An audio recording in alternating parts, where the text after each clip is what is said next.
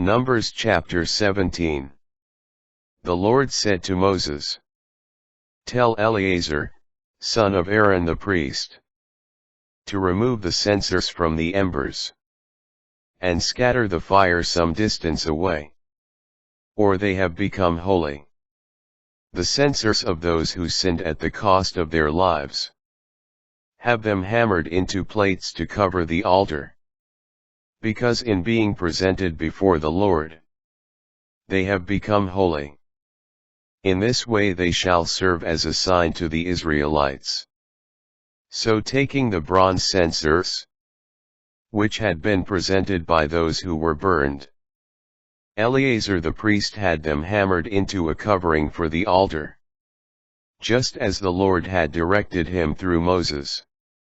This was to be a reminder to the Israelites, that no unauthorized person, no one who was not a descendant of Aaron, should draw near to offer incense before the Lord, lest he meet the fate of Korah and his faction. The next day the whole Israelite community grumbled against Moses and Aaron, saying, "You have killed the people of the Lord." But while the community was assembling against them, Moses and Aaron turned toward the tent of meeting. And the cloud now covered it, and the glory of the Lord appeared. Then Moses and Aaron came to the front of the tent of meeting.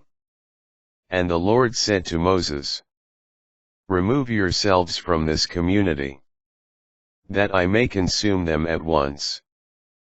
But they fell prostrate.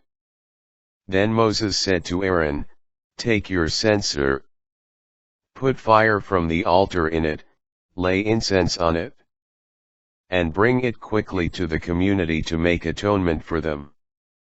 For wrath has come forth from the Lord and the plague has begun." Aaron took his censer just as Moses directed, and ran in among the assembly, where the plague had already begun among the people. Then he offered the incense and made atonement for the people, while standing there between the living and the dead. And so the scourge was checked. There were 14,700 dead from the scourge, in addition to those who died because of Korah.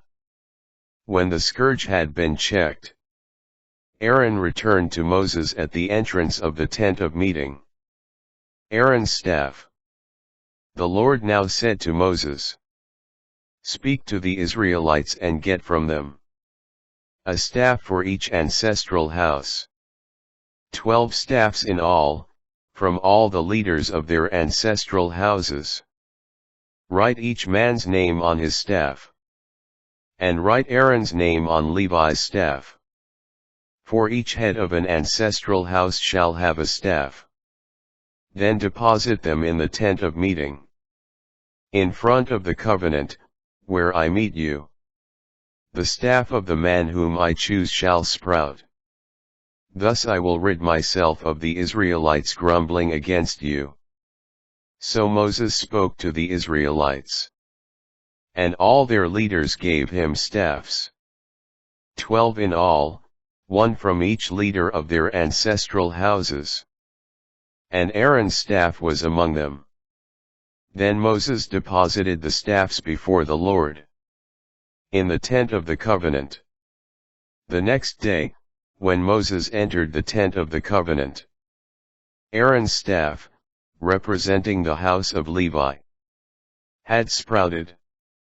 It had put forth sprouts, produced blossoms, and borne ripe almonds.